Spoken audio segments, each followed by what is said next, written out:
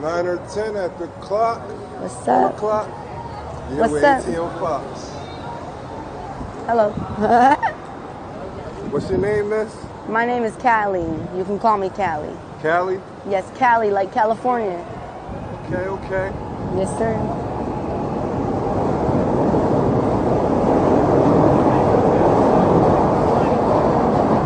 Sorry, Cali. Now you chilling. You chilling. Train pretty loud. Yeah, I know how the hell it is. So how old are you, Cali? I'm 18. Wow. I was about to say, you look pretty young. Yeah, I'm 18. And where are you from? California. Okay. From the west side. How long you been out here? Out here in Kensington for about 2 days. But before that, I was in New Jersey on the streets for about 2 years. How long you been in Kensington, I'm sorry? For about 2 days. 2 days? Yeah, this is about my second day. Going on You came third. from Jersey? Where at in Jersey? I was in Jersey and Wildwood. I've been going through a lot of bullshit, but I was underneath the boardwalk. I had it done up though, MTV boardwalk crib.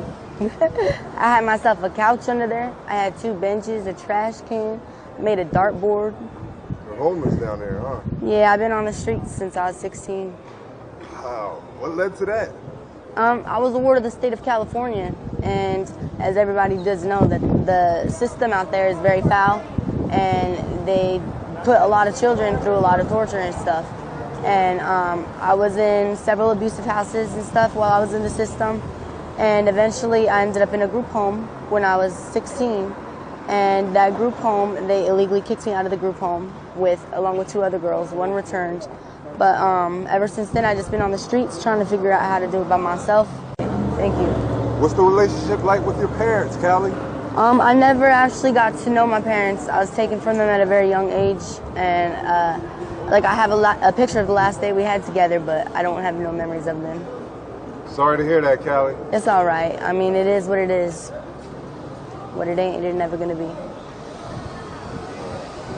What was your childhood like, growing up in the system? Traumatic.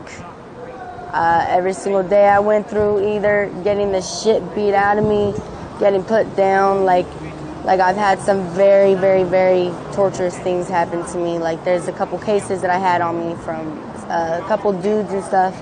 Like there's just been non-stop physical abuse, mental abuse, sexual abuse, just nothing. Like my life that I've had here struggling by myself on the streets has been the best life that I've had ever. Because at least now at this time, I finally found one person who actually cares about me. And he might be locked up right now, but he's going to be getting out soon. I'm assuming that was an ex-boyfriend or a boyfriend of yours? Yeah, I met him the first day that I got out here, the first day I went to Jersey. And he was right there by my side watching and trying to help me out through all the foul things that my ex was doing. But eventually I just got the courage to stand up for myself, and I left him, went with the other person who made me a lot happier. And he did a lot of stupid shit when he was younger, but he went in, he did the time. He's gonna be coming back home within a couple months, hopefully. What is he arrested for, if you don't mind me asking? He did some stupid thing back in 2018 or 2019 where he OD'd in the front seat of the car with the keys in his pocket. So they was trying to get him for a DUI, and then he had contempt of court for it. So, I mean, he's been on the run for a while, so I mean, he turned himself in now because he figured if we do go long term or some shit, it'd be better for him to do time when he's younger and not if we have to have kids. Right. Now, Cali, are you out here dealing with any drug addiction today? On some real shit, I really do be smoking my weed all the time. No, I have to have my dab pen all the time. Okay. But other than that, I just really smoke weed. I smoke nicotine. I don't know. I used to do some ice or AKA methamphetamines, but since then, I got in trouble with the law 2 days after my man got arrested out, and I was thrown back on the streets. And when I see how thoroughly they fingerprint you, that really do make you want to fucking rethink shit.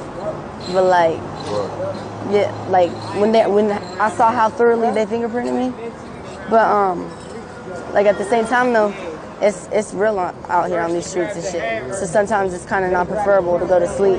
Right. But it just sucks because I've been forced into this situation. You want to start a business with YouTube? You want to get started creating a podcast? Purchase our new ebook and get all the information you need for only $10.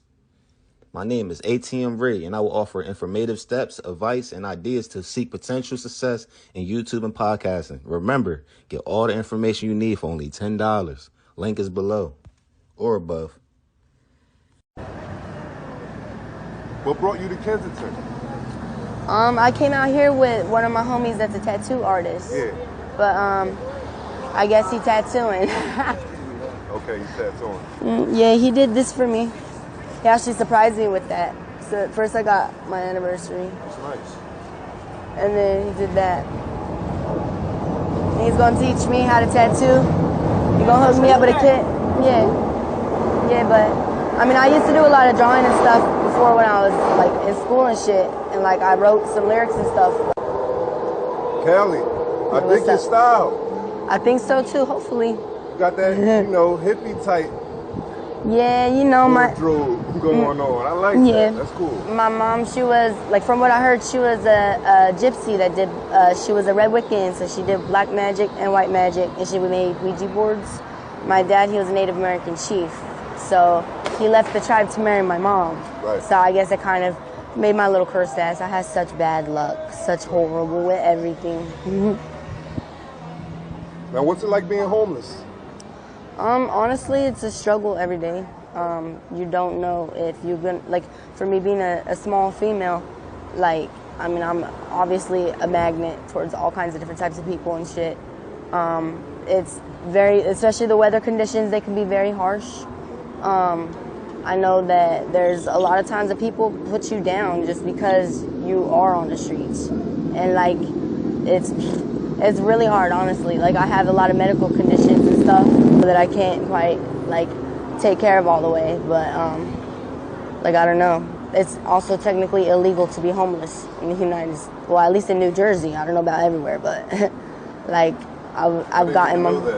Yeah, I didn't either. Like, especially when they say it's the land of the free. Like, it's crazy. It's crazy. It's real crazy. Like, there's so many people getting judged and put down and spat on or some shit.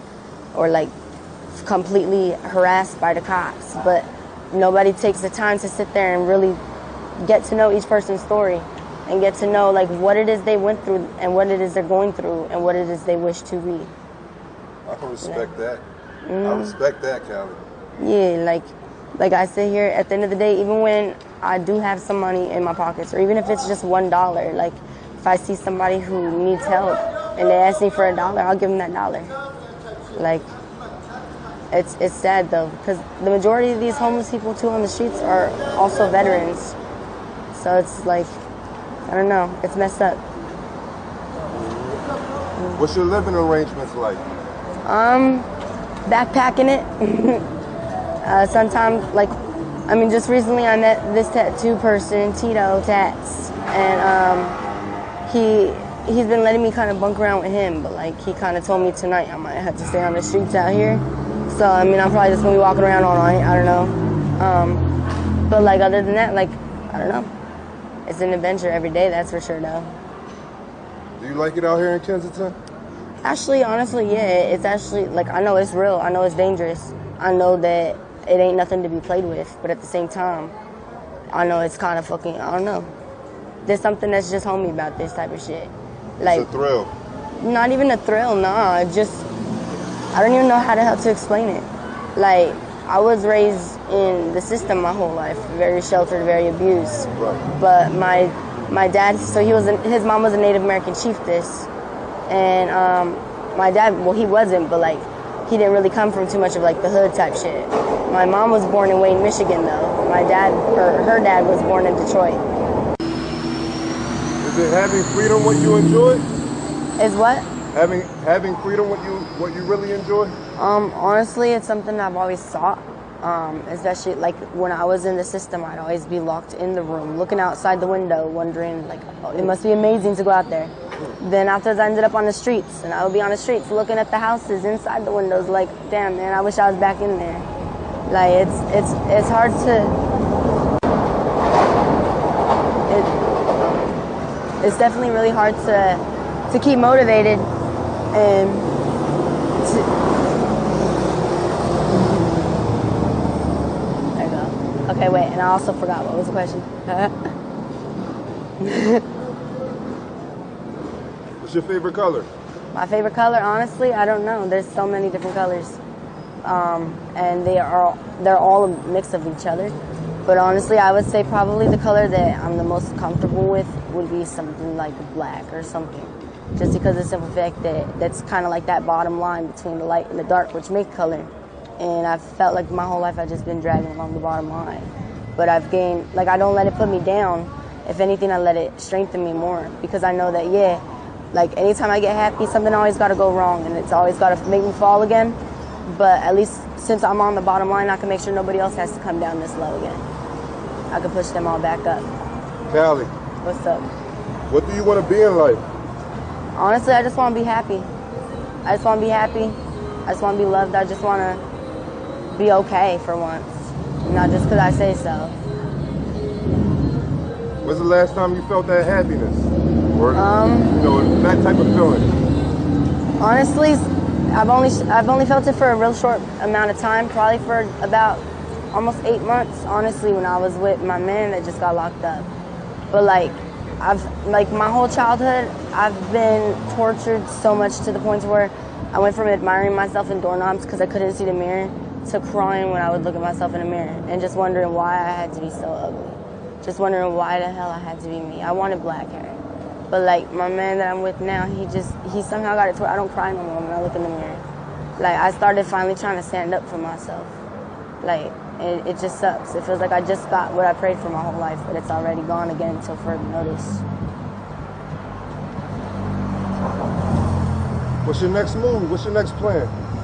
Honestly, I'm just gonna try to hustle, just try to get up some money and just try to keep it 100%. My man has court coming up, so I have to make sure I get back out to Jersey for that. But yeah, just try to be something.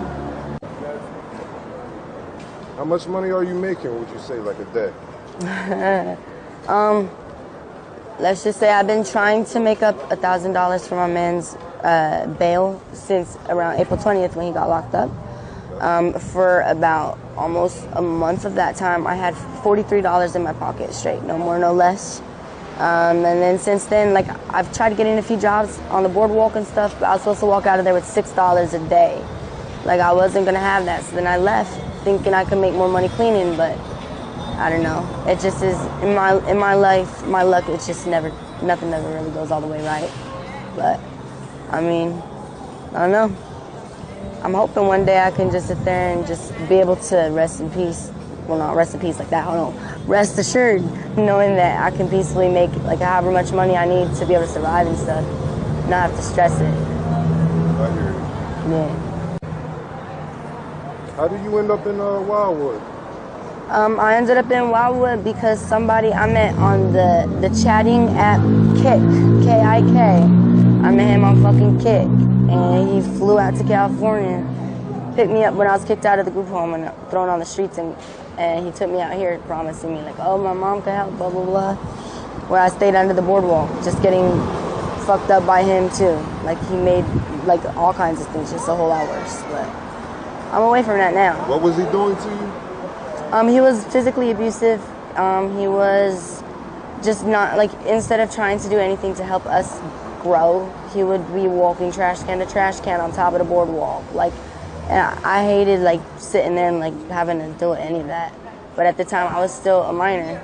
I was still 16, 17, and then now finally I'm 18 and away from there. But, Right. like, I had no other choice, I felt like, because the system had forced me into the streets in the first place. Mm-hmm. How are you taking care of yourself on the streets of Kensington? Honestly, just trying to stay alive, just keep my head on a swivel, watch my clock.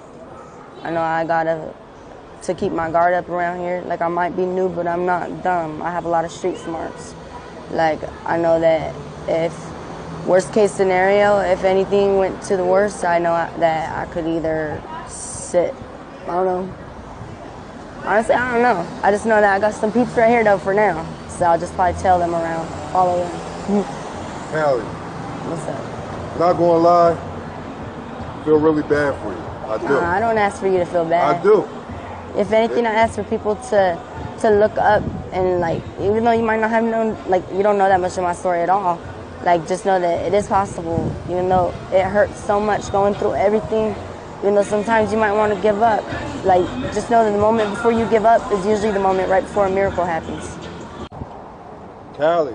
What's up? The only reason I say I feel bad for you, it seems like all your life you've been living to survive. Yeah, but like, at least I know that I can survive.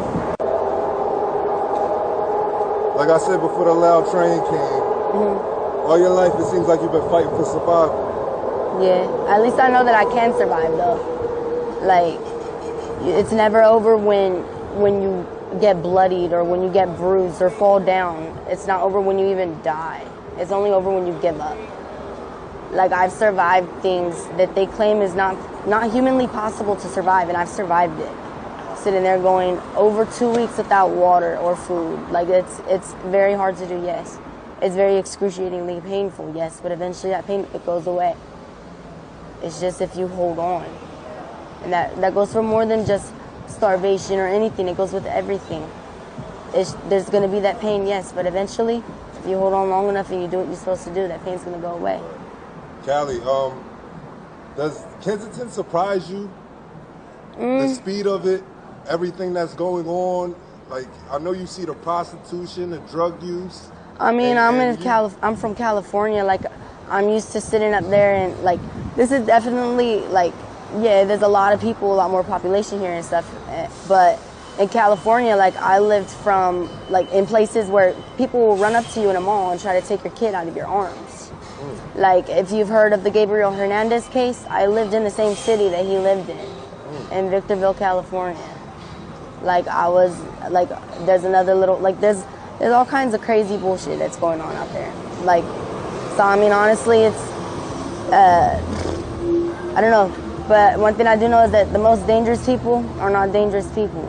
It's the people trying to prove that they're dangerous people. Yo, Cali. What's up? You one of my coolest interviewees, man. You the only one with the fitted cot to the side. Well, I mean, I did broadcast journalism, so I mean, I know a little bit about that shit. I know how to set up for interviews, how to do a lot of stuff too. Okay. Once you get cleaned up and off the streets, I might have to get you a job at All Time Media. Yeah, I mean, I kind of been backpacking it, and I mean, I haven't had to like really lay my head in the dirt yet so far for a few days, so I ain't trying to anytime soon either. So I mean, let's see what I can do. Yeah, you're a motivational speaker at ATM Cali. Well, I know there's a lot of people who are going to be listening, and like there's a lot of advice that I might give a lot of times that I need to take myself too, but it's not easy, but it is possible. Last question, Cali. What will you tell the kids about the same age as you, ripping and running these streets, homeless? You know, not by choice sometimes. Yeah. But they're using drugs though. What advice would you give them? I would tell them that I know that we aren't the same, but our stories can be a lot alike. And sometimes it's not just because we're bad people or anything. It's just because it's so hard doing everything that, like, in a way that's viewed as right. Like, it's so hard being able to sit here and get anything, even if it's money for food or anything like that. And sometimes we might not want to sit here and to have to feel that pain anymore. Or we might turn to drugs to cope because it might help you not have to think about things or stuff like that. But just know that if that is what your comfort thing is for right now, to just know that don't let that define who you are going to be as a person. Don't let that sit there and be the thing that you choose to use every single day of your life. Like, I have gone through it too. I have used methamphetamines. I have used a lot of different things. And as of very recently, if not almost, I mean, I've quit. But like, it's not easy, but at the same time, it's not necessary. You can find happiness. You can discover yourself. You just need to find the right people or the right place. And most of all, just find yourself. Cali, I ain't gonna lie, I lied. What's that? Where do you see yourself in the next 6 months? In the next 6 months, hopefully, well, I mean, I know it's a slow and a long process, But hopefully, at least with a voucher in a hotel room with my man, getting in some money and stuff, we're both gonna be getting clean off of everything pretty much, except hopefully I can get a medical marijuana card. But he's gonna be on drug court. I'm probably gonna get PTI, but we're both gonna get clean together. Even if it does take you having to get in trouble with the law to learn and to get clean, it is possible, and eventually I know it's gonna be worth it, and we'll be able to be okay. Well, Cali, I got a plan to help you. You deserve the help. Out of all my interviewees, I think you deserve it. You're only 18, you're young, you're clean, and you had a traumatic lifestyle already. You deserve the help. I'm gonna try to set up some donations or something for you. We're gonna exchange contact information off camera. Okay. And I'm gonna get you some help, okay? All right, thank you. I appreciate it. Keep in touch. ATM Fox, okay? Yes, sir. All Time Media be praying for you, Cali. Thank you. Join All Time Media's Patreon for exclusive content and behind-the-scenes content and face-to-face live video chat. Thank you, guys. The link is in the description below.